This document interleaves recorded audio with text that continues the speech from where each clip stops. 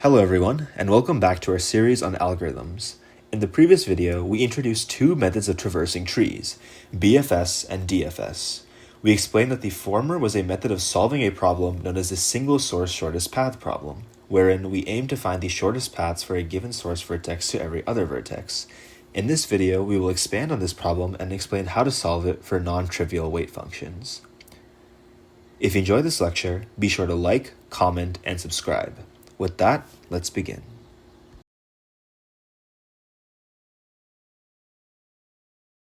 In general, we define the single source shortest paths as a set of paths from a source vertex to every other vertex that minimizes the aggregate weight. Consequently, as the name implies, the single source shortest paths problem has us identify these paths for a given source vertex. Now that we have defined the problem, how do we solve it? Well, the first approach we can use is Dijkstra's algorithm. Dijkstra's algorithm is a greedy algorithm which works by iteratively updating the lowest total weight required to reach each vertex through a process known as edge relaxation. The greedy metric employed in this algorithm effectively checks if the recorded shortest path for a given vertex that we have computed has a higher weight than the path we are traversing currently. If it does, in fact, have higher weight, we simply swap the old path with the new one and update the weight accordingly. Here's a formal statement of this algorithm. Let U be the source vertex of choice for a graph G. Initialize a priority queue Q. Add every vertex to Q with key infinity. Set the key of U to be 0. While the priority queue is not empty, pop vertex V from the priority queue and mark it as visited. For each unmarked neighbor V prime of V, check if the key of V prime is greater than the key of V plus the weight of the edge V comma V prime. If this is the case, set key of V prime to be the key of V plus W of V comma V prime, and then set the parent of V prime to be V. We then set D of V prime to be key of V prime. The parent function allows us to construct a tree which contains all single source shortest paths from the source vertex U to every other vertex. This D of V function simply keeps track of the minimum weight required to reach vertex V from vertex U. To prove the correctness of this algorithm, we can proceed as follows. Since this is a greedy algorithm, we should compare the output of this function to an optimal solution. Let D be the distance function defined by Dijkstra's algorithm, and let D prime be the optimal solution. Assume by contradiction that D is not optimal. This means that there exists some y such that when it is popped from P, its distance D of y is greater than D prime of y. Trivially, we must have that all vertices popped before this point have the correct distance. Let us denote the subset of vertices as U. Let X denote the first vertex in the optimal path from U to Y that is not in this subset of points, and let V denote the last vertex of the optimal path from U to Y that is in U.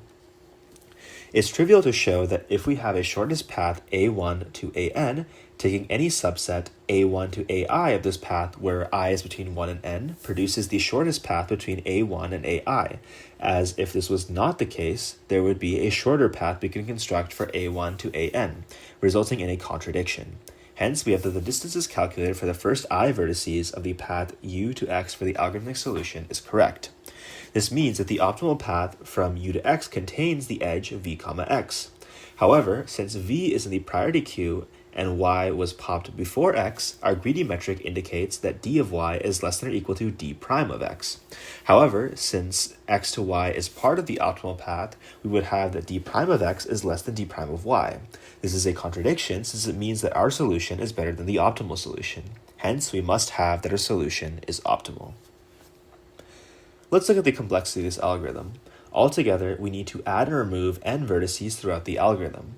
We also need to update the distances to the unmarked neighbors of each vertex we pop. We have that the sum of the total number of neighbors across all vertices is given by 2m. Hence, we have that the number of calls to decrease key is on the order of m.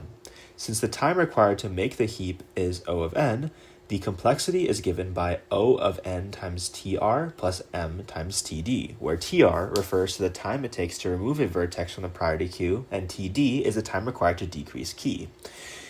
If our priority queue structure is built on an efficient heap like a Fibonacci heap, we have that tr is on the order of log n and td is on the order of 1. Hence, the total complexity would be O of n log n plus m. Dijkstra's algorithm is an extremely powerful tool for calculating shortest paths. and you can imagine the many uses it can have. For instance, suppose you are developing a map software and you want to be able to compute the most efficient route from point A to point B.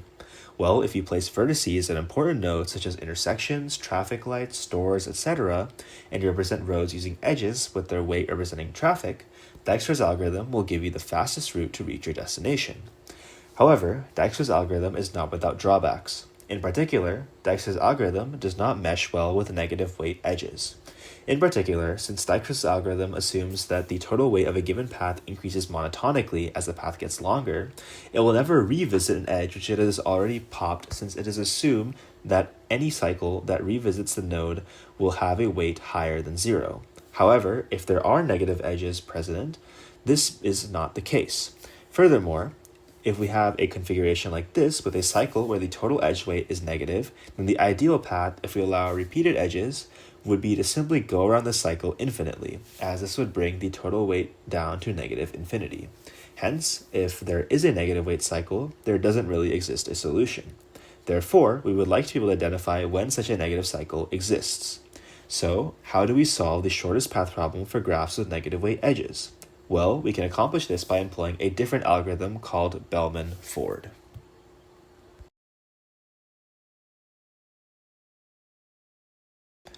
Unlike Dijkstra's algorithm, which employs a greedy approach, Bellman-Ford is a dynamic programming algorithm.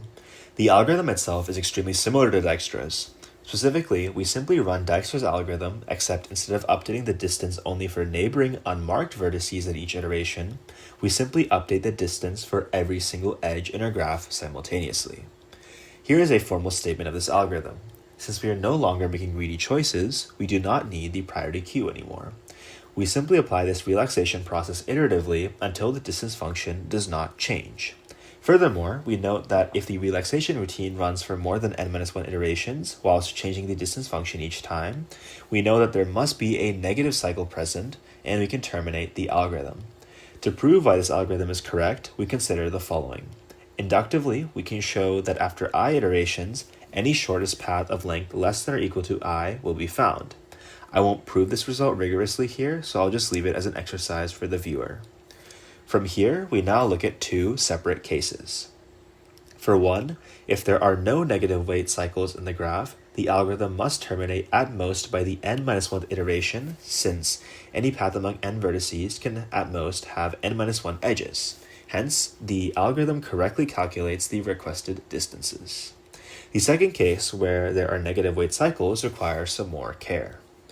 In particular, we can show that the algorithm correctly terminates via a proof by contradiction. Assume that after n-1 iterations, we have that the distance function for a graph with negative cycles cannot be relaxed any further. This means that for a given negative cycle, v0, v1, all the way to vk, where v0 equals vk, we have that d of vi is less than or equal to d of vi minus 1 plus w of vi minus 1 vi, for all I from 1 to k. If we sum up this inequality across all values of I, we have the following sum. Note that the first term on either side of the inequality is the same, since v0 equals vk in a cycle. Hence, we have that the sum of the weights on the cycle must be greater than or equal to 0. However, by the definition of a negative weight cycle, the sum of weights must be less than 0. Hence, we have a contradiction. Therefore, the distance function is still being modified even after n-1 iterations if there is a negative cycle.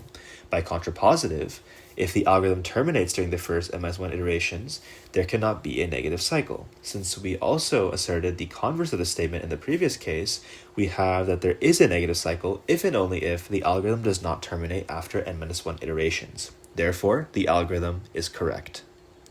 For the worst case time complexity, we simply have that we are iterating over m edges at each iteration. In the worst case, which is when a negative cycle is present, this algorithm will run for n iterations, meaning that the total complexity is O of mn if the graph is represented using an adjacency list.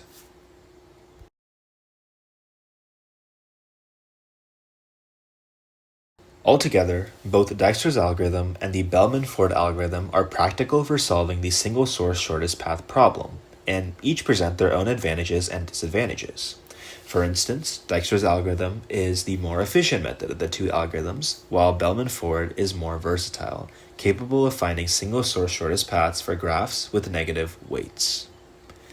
In the next video, we will discuss an extension of the single-source shortest path problem known as the all-pairs shortest path problem, where we now consider the shortest paths between every pair of vertices, rather than all paths from a fixed source to every other vertex.